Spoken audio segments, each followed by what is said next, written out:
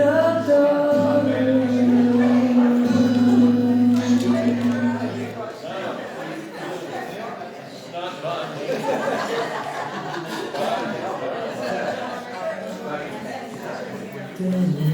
one says 29.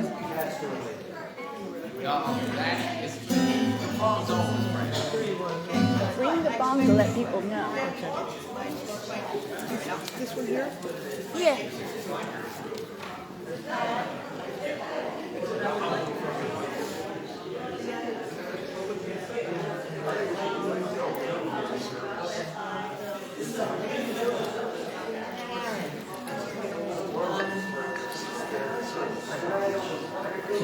Please be seated, our service is about to begin. Red light special in aisle 8.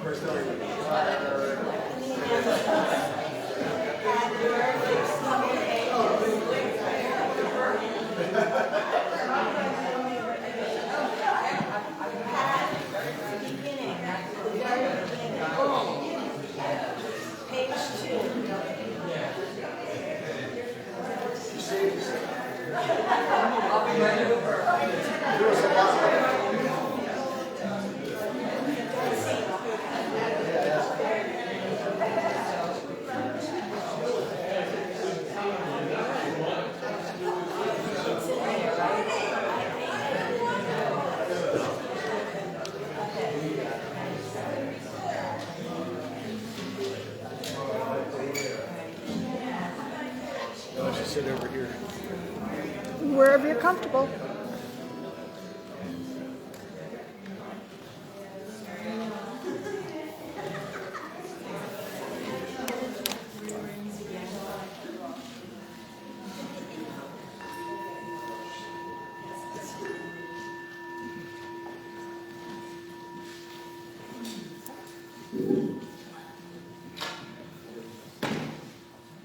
Good morning, everyone here in the sanctuary and those watching virtually.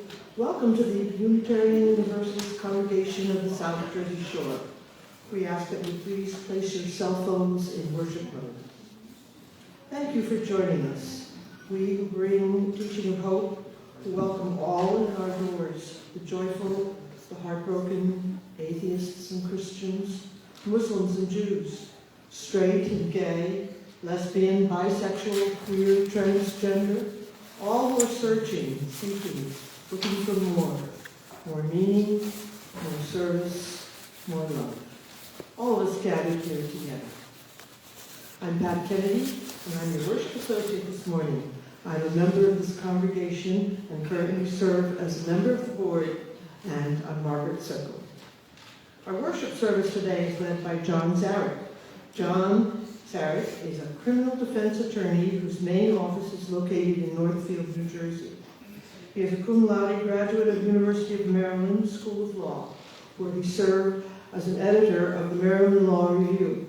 He honorably served in the U.S. Army Reserve for 6 years, where he received Outstanding Trainee Leader Award for service as the trainee commander of a basic training company of 160 soldiers during wartime. He is a member of the mainland branch of the NAACP and has volunteered to represent and advise members targeted for arrest while peacefully protesting racial discrimination. He has volunteered on the Ukraine-Poland border, assisting some of the millions of Ukrainian refugees, primarily women and children, escaping the Russian onslaught in the spring of 2022. And has done humanitarian work throughout eastern Ukraine. He personally provided humanitarian support to the Ukrainian army at the Bakhmut battleground. He formed Ukrainian Humanitarian Inc., a nonprofit 501c3 charitable corporation which receives donations to support humanitarian work in Ukraine. He volunteered on the personal security detail for John McCain and his family during the 2000 and 2008 presidential campaigns. He maintained personal contact with Senator McCain until his death. Video of today's service will be available on our YouTube later today. There are a few announcements for this week. If you have any donations for the food bank, animal shelters, or the Coalition Against Rape and Abuse, please place them in the baskets after the service. Next week, we will have a second collection for the Eastern Service Workers Association, so please bring an extra check or additional cash. There is one event from the auction coming up in January that has more spots available, and we urge you all to think about signing up. This is the African Safari Dinner here in the sanctuary. The event will feature members of the congregation who have been to South Africa and returned with their stories and photos to share with us. Marcia Hanna and her husband Jerry and Paul and Helen Utz were each on the safari this fall, and Jeff and Marie Taylor have just returned from Australia and New Zealand. At this event, each couple will give us a 20-minute presentation showing the amazing wildlife they experienced close at hand, projected onto the big screens through the expertise of our facilitator, David Wiesner. Sponsoring this event are Betsy Seawright and Judy Pereira, and their Africa-inspired theme will include icebreaker games, appropriate background music, and a bountiful vegetarian and vegan-friendly buffet dinner. Unlike menus on the real safari, however, they will not be serving springbok, ostrich, or warthog. The event is on Saturday, January 27th, 2024 at the UU Center at 5:30 p.m. $35 per person, no charge for children attending with parents. We hope you will consider signing up. Join us next Sunday for Dr. Marcia Fiedler, who will speak on Noah and the Ark, the not-so-hidden secrets. Why not just tell the story like it is written? Dr. Marcia Fiedler is coordinator of Jewish Studies at Stockton University. Welcome to worship.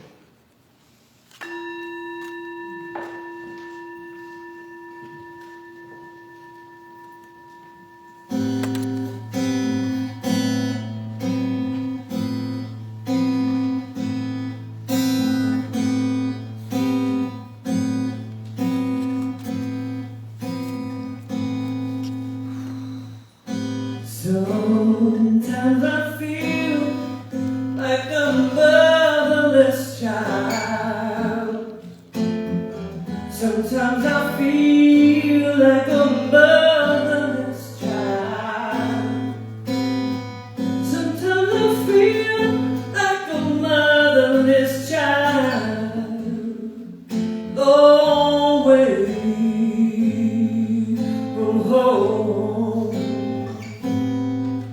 Sometimes I feel like a motherless child.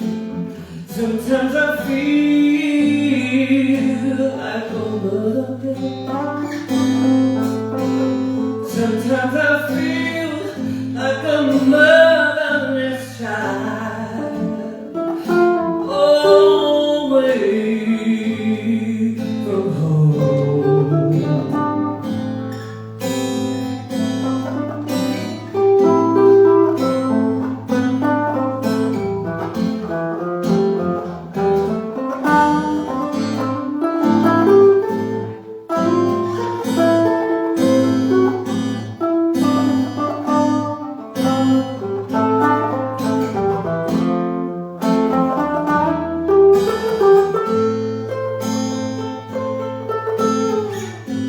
Sometimes I feel like a motherless child. Sometimes I feel like a motherless child. Sometimes I feel like a motherless child. Long way from home. Long way from home, a long way from home.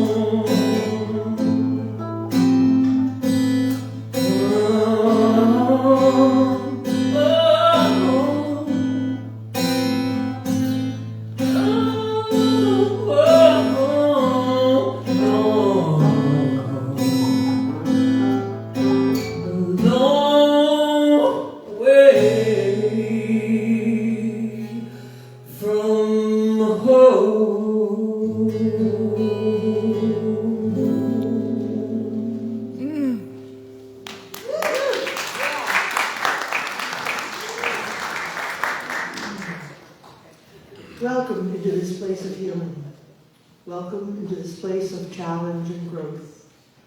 Welcome into this place of imperfection and aspiration. Here you are whole. Here you are holy.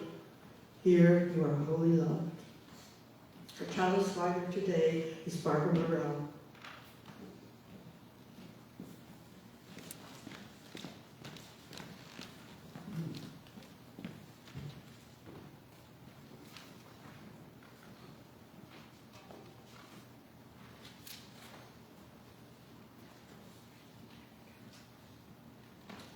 Please join me in reading the chalice lighting words in your order of service. Across the distance, the light from within me shines, sending love to all. Across the distance, your light is fuel that warms me and helps to keep my own light burning. Together, we keep the flame of community burning bright. Please rise now with body or spirit and sing our gathering hymn, There's a River Flowing in My Soul, the words of which are in your order of service.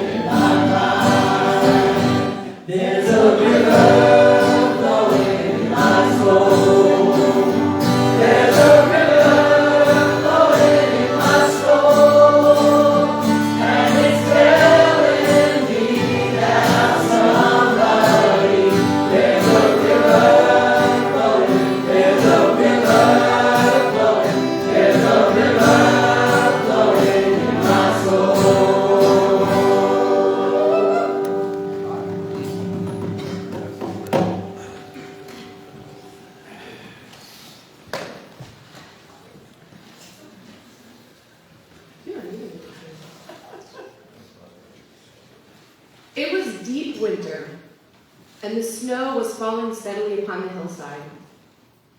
A tiny mouse crept out of his hole for a little break in its long winter sleep.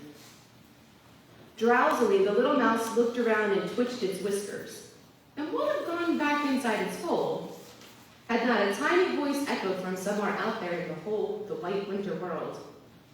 "Hello, little mouse, can't you sleep?" The mouse looked around and caught sight of a tiny bird sitting shivering on a bare branch just overhead. "Hello, Jenny Wren," said the mouse, pleased to find some company on this bleak day. "I just came up for a bit of air before I go back to sleep for the rest of the winter." But it was so good to find company that for a while the mouse and the wren sat there together, huddled beneath the lowest branches of a pine tree, watching the snow falling and enjoying a little conversation. "How much do you think a snowflake weighs?" the mouse asked the wren suddenly. "A snowflake? A snowflake weighs almost nothing," the wren replied. "A snowflake is so insignificant, it carries almost no weight at all. How could you possibly weigh a snowflake?"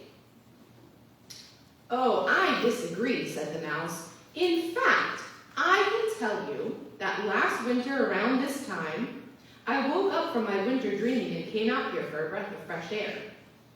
And because I had no companions and nothing better to do, I sat here and counted the snowflakes as they fell. I watched them settling on the branches and covering the pine needles with a blanket of whiteness. I got as far as 2,492,359. And then, when the very next snowflake fell and settled on the branch dropped right down to the ground and all the snow slid off. So you see, just that one snowflake weighed enough to make the branch sink down and all the snow slide off. So a snowflake does weigh something. It does make a difference.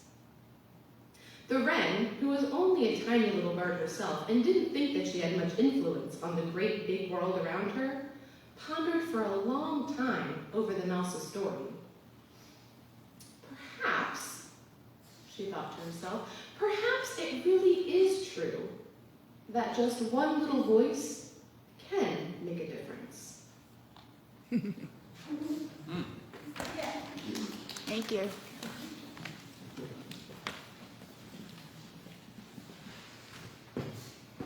Marty Quish has an announcement for us.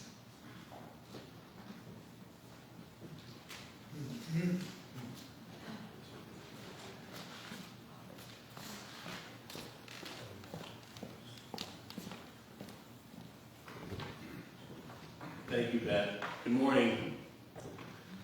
For those who did not read the midweek announcements this week, we are having our semi-annual fire drill, evacuation drill today, right after the service. We are going to have committee members at each exit. They're going to ask you to calmly walk to that exit when the time comes. It will be right after we hit the gong for the service. Pat is going to wait a couple of seconds, and then she's going to hit the service, the chalice 4 times.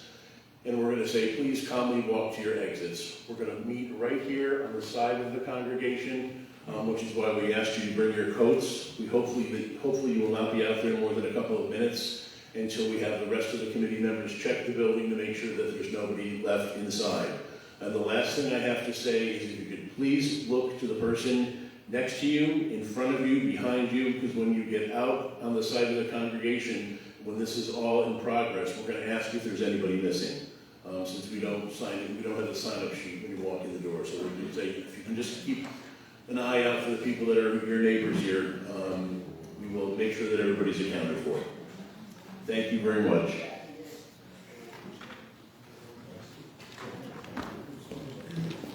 Thank you. The book is provided in the foyer, for which you are encouraged to write whatever joys and sorrows you have. I will now read what you have shared. Palma and Steve celebrated their 50th anniversary.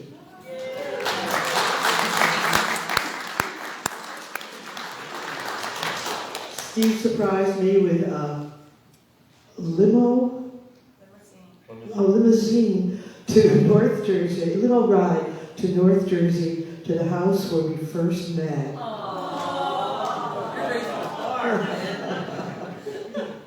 He then surprised me with a ceremony where we renewed our vows in the Montclair UU Church. It was constructed by Dana Moore. Our kids and grandkids and friends were present. Wonderful. Wow. Keep Angela and Art Wexler in your thoughts. They had a car accident and were injured. Oh my.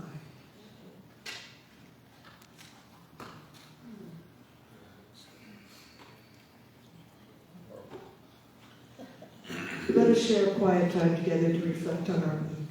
During the musical interlude, you may come forward and place a pebble in the water to acknowledge a personal joy or sorrow.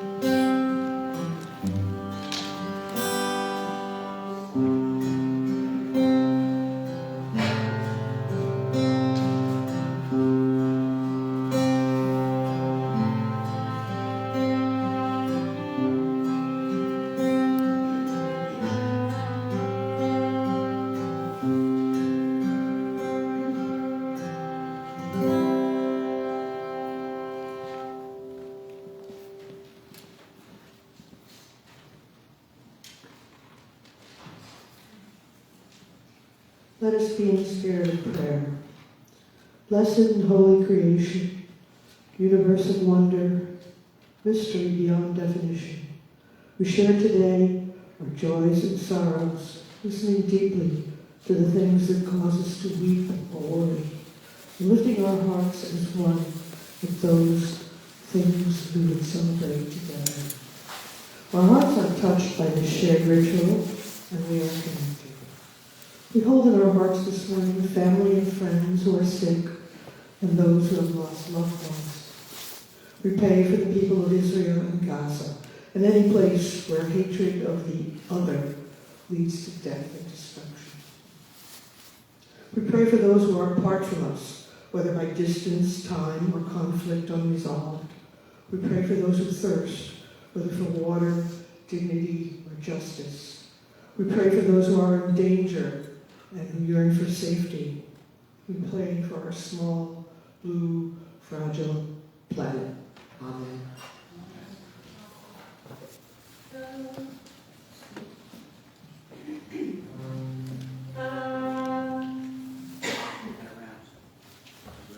We are doing this as a round, and anyone who would like to follow the fellas, we'll put you on this side, and then,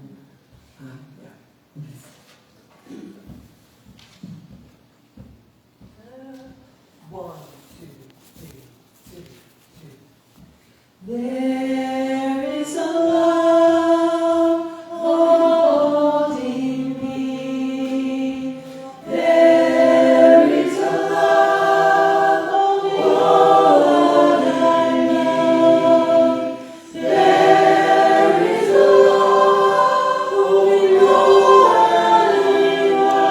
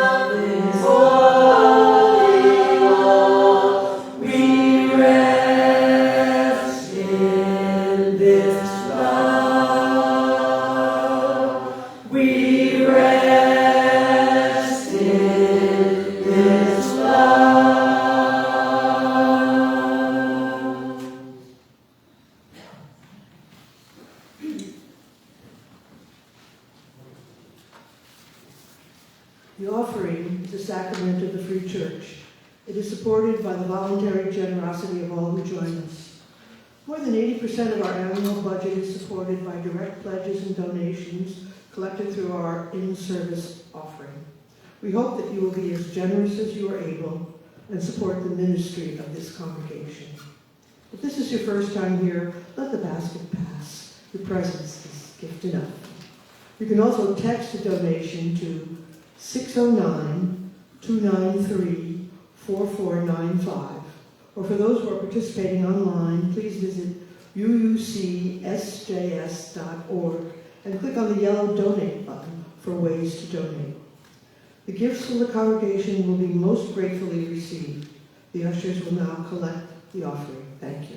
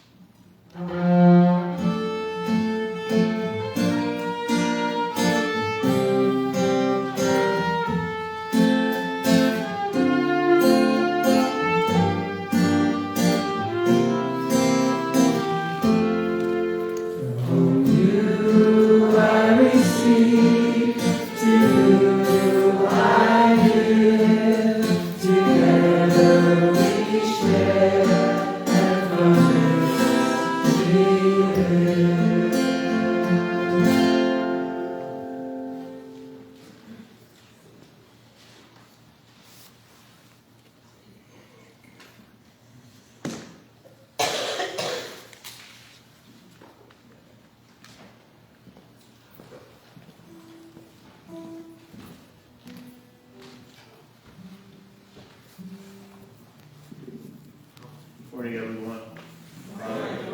So grateful for the opportunity to be here. Not my first time. I've been here several times over the years and always enjoyed it. Hopefully we'll not be away so long the next time.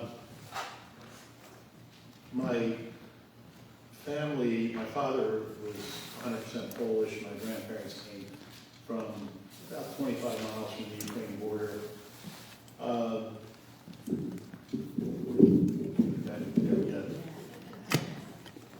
Technical consultant. They came from about 25 miles from the Ukraine border and not particularly connected with Ukraine, but they did have a connection that applies to the present situation. That is, they were frequently overrun by the Russians, tortured by the Russians, killed by the Russians. That is pretty much the MO for the last several hundred years. And no Russian culture is worse than the present one.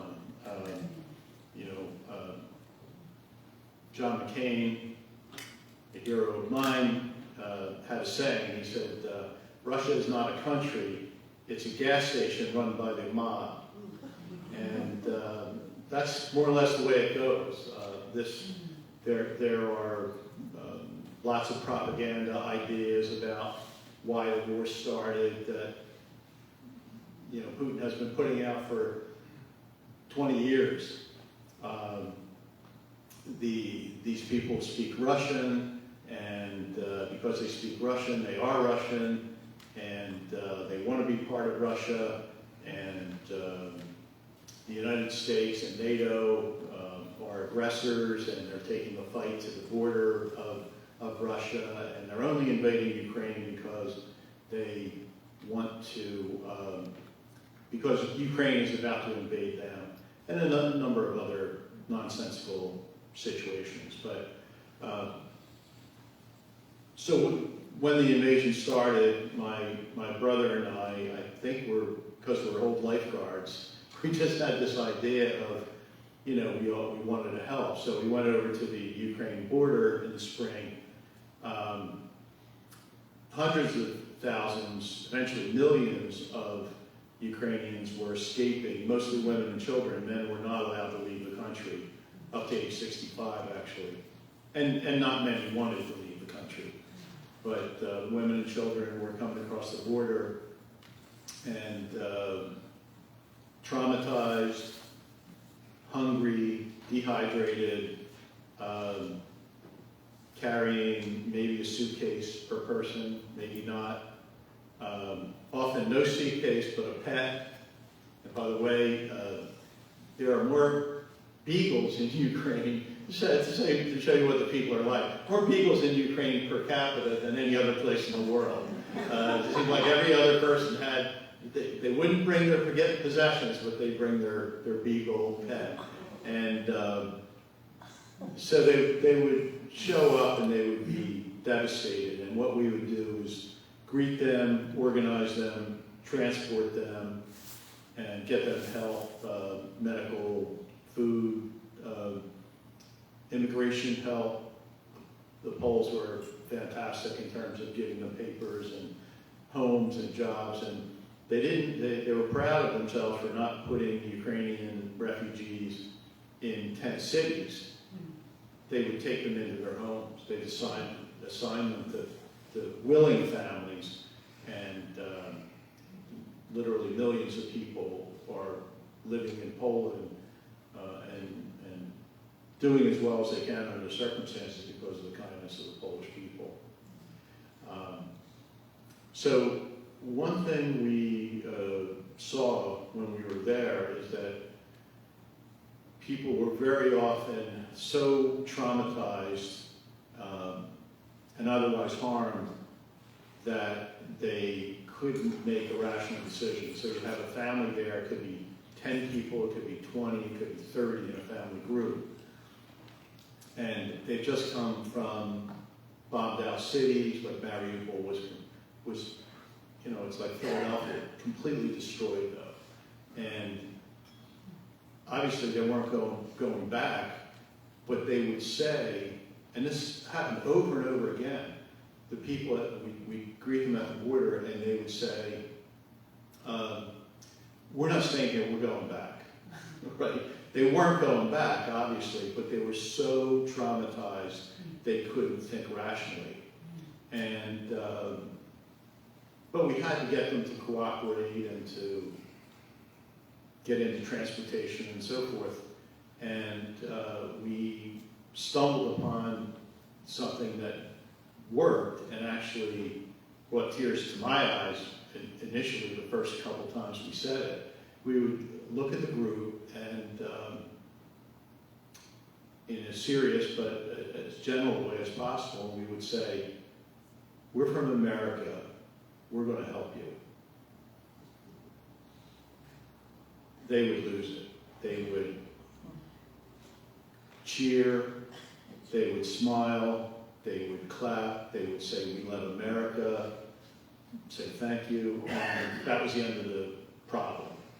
That was the end of the delay caused by trauma.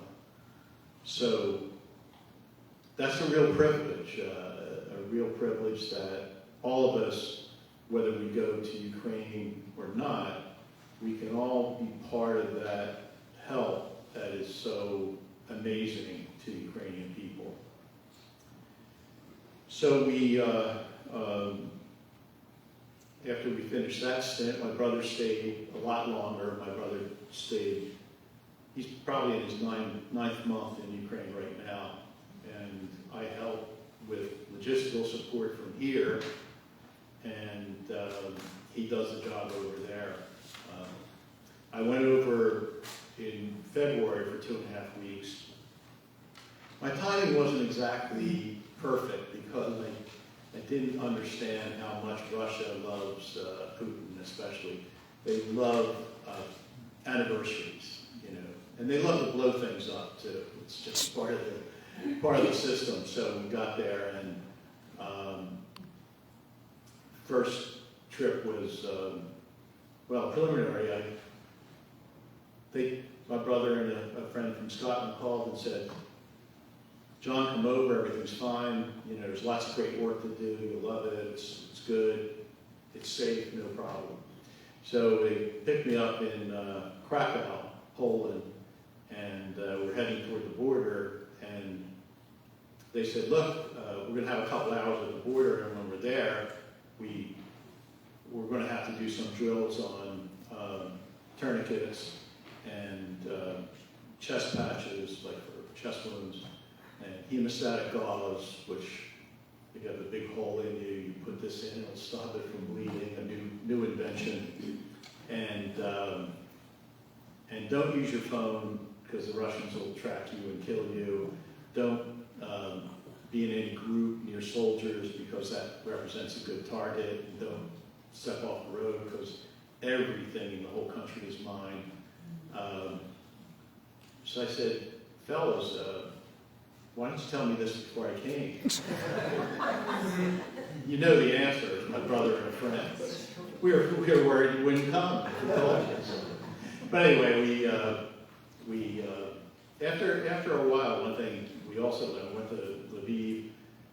There was a missile attack in the middle of the night, and I can tell you, I always thought I was sort of a tough guy, but I've been raised in a rough area when I was a kid and been through some difficult times, but when an air raid siren goes off and missiles start impacting around, you become completely paralyzed. I don't care how brave you are, how tough you think you are, it immobilizes you. But then what happens is, followed by that, there's a surge of adrenaline that overwhelms you. It's sort of like using a lot of amphetamine at one time. You know, and you have a sense of well-being that is unsupported by the objective evidence, but nevertheless, it feels great, you know. And stuff can be going off, artillery or drones or whatever, and you just feel just fine, and it doesn't bother you. The reason I mention that is that's what the whole country experiences. You know, the men, the women, the old, the young, the kids, everyone, because of the constant trauma, initial trauma, feels more or less numb. Not in a bad way. I mean, they just go along without any difficulty. We were in Zarych, which is a pretty big city, and we were downtown. We were meeting a older British guy who specializes in rescuing people from behind Russian lines, and that's another good reason to be in a place like that, because there are so many unselfish people that are really, and he won't take any money for it. You know, he just does it, and he knows how to travel, what to wear, what to say, be together, travel at night, travel in the daytime. He has the whole thing. And we were meeting him. We were standing on the corner in Zaporizhzhia. It was rush hour. There were people going back and forth, heading to the buses mostly, and a lot of people walking, and one of the hypersonic missiles, the Kinzhal missiles that Putin brags about all the time, that indefensible, hit about 2 blocks from us. You know, we were on the corner, so it was right down the street, and looked like an atomic bomb. You know, it looked really big, and you would think that people would panic, run, dive. Everyone stopped, looked, continued with their conversation, continued with their walk to the bus. No reaction whatsoever. So that's what war does to people. It desensitizes people to things that should ordinarily terrorize you. And again, the sad part of it is that's how kids grow up. You know, kids grow up numb to those things. The first time, of course, as I explained, terrorizing, but after that, no reaction. That is no reaction until you leave the country. So when you feel fine, everything's okay while you're there, when you leave the country, the minute I crossed the border, I became more or less paralyzed. You know, I couldn't, by fatigue that I never felt before. You know, I was saving up all this time, and it took me about 5 minutes to dial the phone number because all the adrenaline goes. Now, I was there 2.5 weeks, so that's one thing. We went all the way to the east. We were very close to Russia, a lot of battlegrounds, a lot of, artillery, drones, missiles, not shooting at us necessarily, but shooting at an area. When you leave, it turns out that the adrenaline, which was keeping you together, disappears, and you can't function. So now you have people, the bulk of the country say, some millions have left, but most of the 40-some million people there are still there, men, women, and children, and there's going to be a massive day of reckoning, so to speak, when the shooting stops, and people have to deal with everything that they've been burying. So we spent some time on the battlefield. There's a battlefield. I think it's the biggest battle that's been fought since World War II. The Russians have taken roughly 100,000 casualties there from the Ukrainians. Ukrainians have suffered a lot also, and that battle is still going on.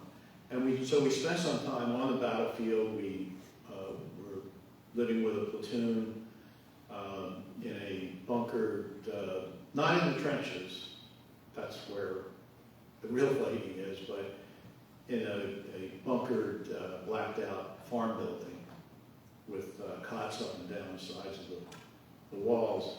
And so we stayed there a couple days, and again, artillery was like background music. No one, unless it was landing next to you, and it didn't, no one even paid attention. No one would turn around or look. That's where I learned my most valuable lesson of this whole experience. There's constant Russian propaganda about how bad the Ukrainians are, that they're Nazis, that they discriminate against religious people, that, et cetera, et cetera, et cetera, on and on and on. The fact is, by sort of a miracle, the Ukrainians are the opposite. They are almost a pure brotherhood and sisterhood that was born from their desire to be free and be connected to the free West and not be dominated by Russia in the East. And that occurred primarily at the what's called the Maidan Revolution in 2014. The whole country wanted to be Western-oriented, wanted to join the European Union. They didn't want any of this, the lying, the cheating, the torture, the dominance, the horror that Russia bred any place it went. So they wanted to turn, and Yanukovych was the president at that time, and at the last minute, after reassuring the entire country he was going to align with the West, he announced that he wasn't going to do that. He was going to sign a treaty with Russia and be basically a Russian satellite. The people went to the streets by the millions, and Maidan is the center of government in Kyiv. And when they went into the street, they stayed there. I mean, millions of people.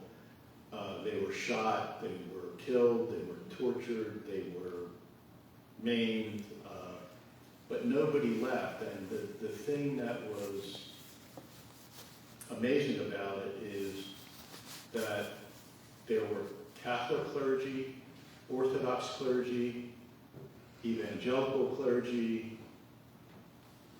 Jewish rabbis, imams, and Brahmini people who really didn't have clergy, but they had leaders. Those leaders stayed together all the time. Every place they went, they were together. They spoke to people, they organized people, they promoted unity. And that unity never left the Ukrainians. They feel like one family, which is a unique creation only brought about by Russia's cruelty and torture tactics, I guess you'd say. So that when we went to Bakhmut, we were staying with this army platoon, and we hear what Nazis the Ukrainians are, and how horrible they are, and how they persecute religion and so forth. About 30 people. The commander was Jewish. I guess the first sergeant was Orthodox. There were Catholics, Ukrainian Catholics. The best fighter and the best, most beloved person by far in the platoon was Ramani. And so it was one family.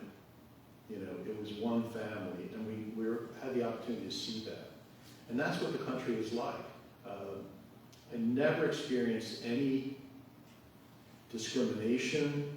I never heard of any discrimination, any conflict between religions or groups, backgrounds, no matter who they were, if they were originally from Russia or originally Tartars from Crimea, or people from the western part and different Christian religions. It didn't matter. They were one. They were Ukrainians, and they wanted to be Ukrainians, and they were joined in one common cause, which is to fight the evil that was upon them. And one thing we have to realize, one thing we have to battle against, is that Putin he's not stupid, he's not in dreamland, he is evil, but he's highly, highly organized and highly, highly skilled. He prepared for this war for 20 years, 2 decades. He started laying the seeds of the war 20 years ago. So that you'll hear people say things like, Oh, even our politicians will say, well, the people in Donbass, Donetsk and Luhansk, and in Crimea, they speak Russian and they want to be Russian and they are Russian, so we should just let Putin have them. If you say that to people who are from Crimea or Luhansk or Donbass, they will laugh out loud, you know. Most of the soldiers that we stayed with spoke Russian. Why? Because it was the official language of the country for 75 years or 85 years. You know, the schools, the business, everyone learned Russian. So this nonsense, but Putin will say it over and over and over again. So it's a beautiful country. There has been a problem with corruption in the past. The reason for that is when the Soviet Union broke up, the people in power were the Soviet strongmen in every country, in Poland, in Ukraine, and Latvia, Lithuania, Estonia, and so forth, Belarus. So what happened was the people in power at that time gave possessions and things and power to their friends, you know. So that was corrupt, but there's been an ongoing breaking down of that system, almost complete at this point, where that old Soviet corruption is gone. So quite a beautiful country. It's one big farm. I mean, there are cities, major cities there, lots of universities. Ukrainians are big, and they're smart, and they plan, they're organized, they're dedicated to their families and their communities, and they are extremely brave. And because of that, they really have been beating the Russians from day one. There's, because of lack of materiel and things they need, they haven't been able to tear off big chunks of territory lately. But they're mangling the Russian Navy. They're launching attacks across the border all the time with weapons that they build. They now have a large bridgehead on the Dnipro River across from Kherson, you know, which is driving the Russians crazy. They have, you know, it's just like D-Day. They keep landing people and the Russians can't dislodge them. They're winning the war. Again, there isn't a big change in territory at present, but I expect in a short period of time they will be. And all we need to do is provide them with the support, the means. People say, why are you doing this? Why are you spending your time raising money and logistics and supporting my brother and lots of friends there, hundreds of friends there? Why? And I say, well, the main reason is I don't want my grandkids fighting in Europe.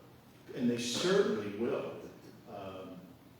You know, one of Putin's main economic advisors for many years, who is now defected, was interviewed. You can see it on YouTube or other places. And they asked him, will he, if there's peace, will he keep that peace?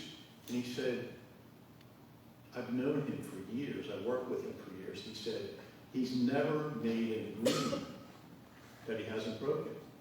No one can find one that he hasn't broken. So, no, he's not going to keep the peace. If you make peace with him, he'll just take the time to build up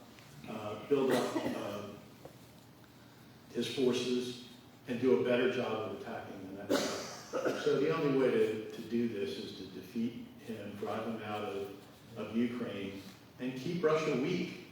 You know, keep the sanctions on. Don't give them, treat them like Germany was treated after World War II and Japan was treated after World War II. Give them prevent them from having the means to invade and conquer their neighbors, because otherwise that's what will happen. Wish there were another way, but no one who knows what's going on thinks that there is any other way. So I'm grateful to have the opportunity to speak to you, and anybody can contact me anytime, any place about this. I'd be glad to come any place, speak any place, or answer any questions anyone has. And if anyone wants to get shot at, we can arrange that too. It's not as bad as you think. But,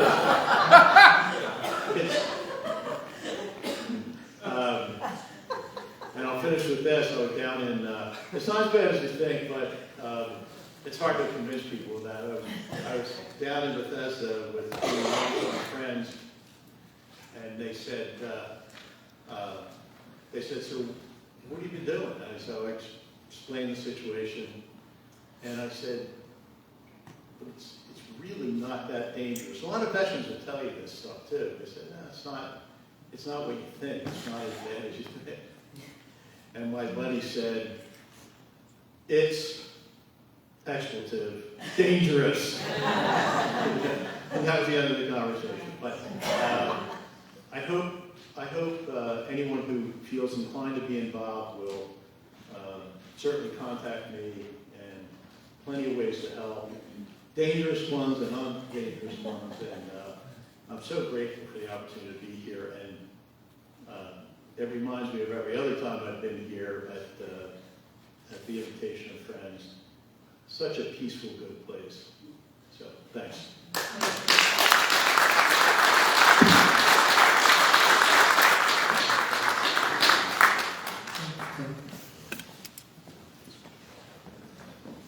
Please rise in body and in spirit to sing our closing hymn.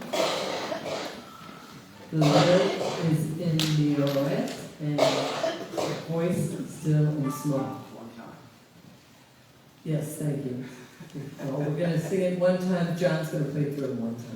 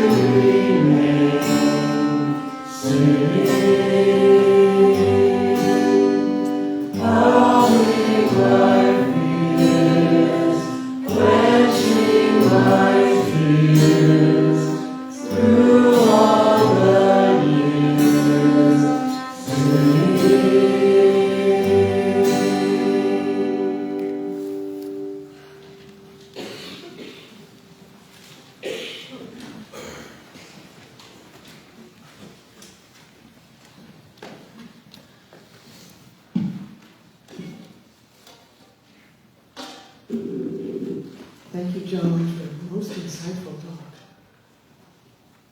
Let's read the words together for extinguishing the chalice. We extinguish this flame, but not the light of truth, the warmth of community, or the fire of commitment. These we carry in our hearts until we are together again.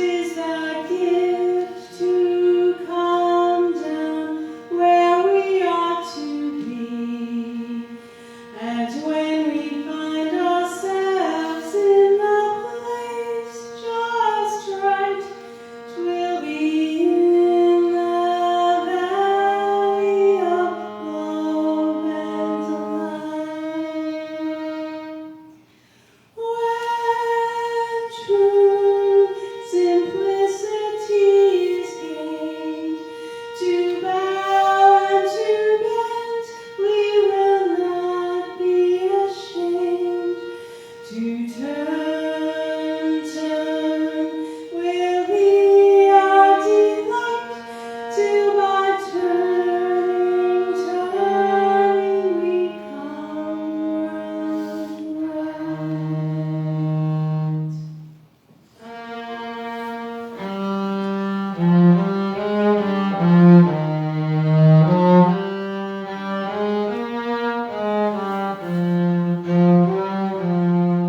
and when we find ourselves in a place just right, 'twill be in the valley of love and delight, where true simplicity is gained.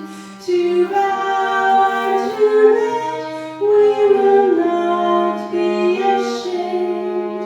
To turn, turn, will be our delight, till by turning, turning we come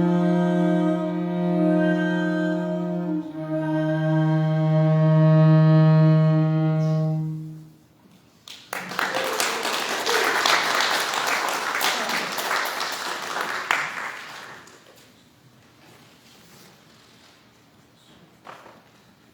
We warmly welcome all of you who are visiting us today. Now let us share a moment of silent reflection to consider today's message and the meaning it has in our lives.